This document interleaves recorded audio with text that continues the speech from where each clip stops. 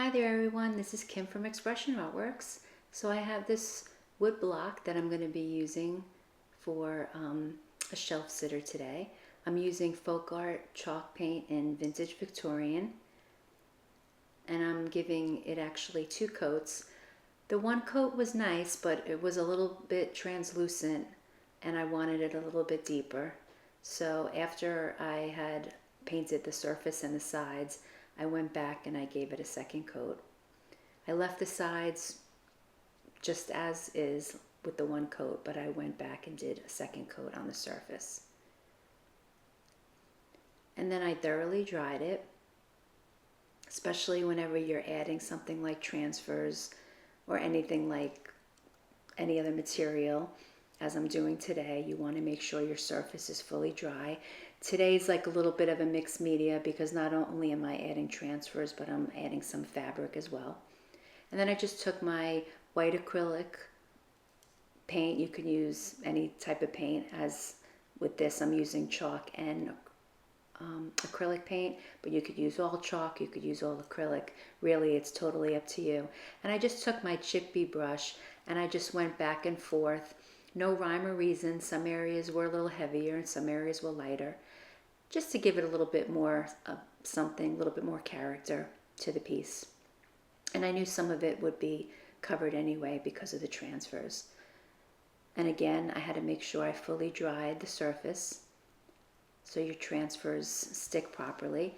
And then I decided to use these 2 transfers. They came out of a bundle from Essential Stencil. I believe it was a vintage Valentine transfer bundle. And I really liked the look of these. They had that vintage vibe with the discoloring of the paper, like aged brown and yellow tints of it.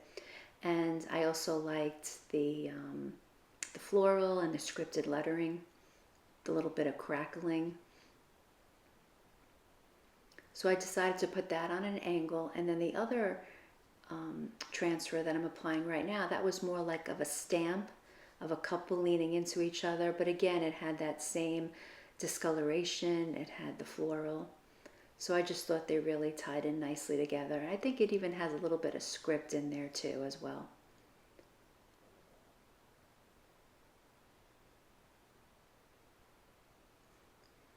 And then from here, I had this heart that I previously cut out, and it was just muslin fabric. And I was going to adhere that to the bottom and also on an angle, just like I did with the envelope. Just going the opposite direction.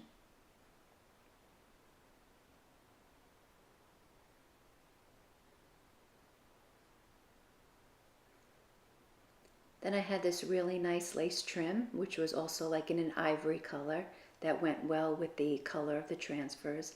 And I decided, oh, what a perfect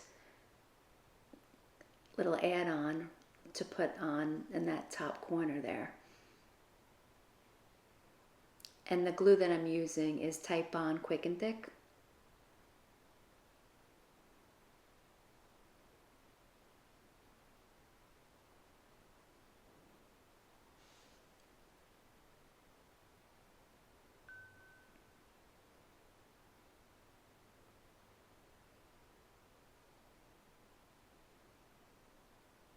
This was a really fun project to make. Thanks for watching.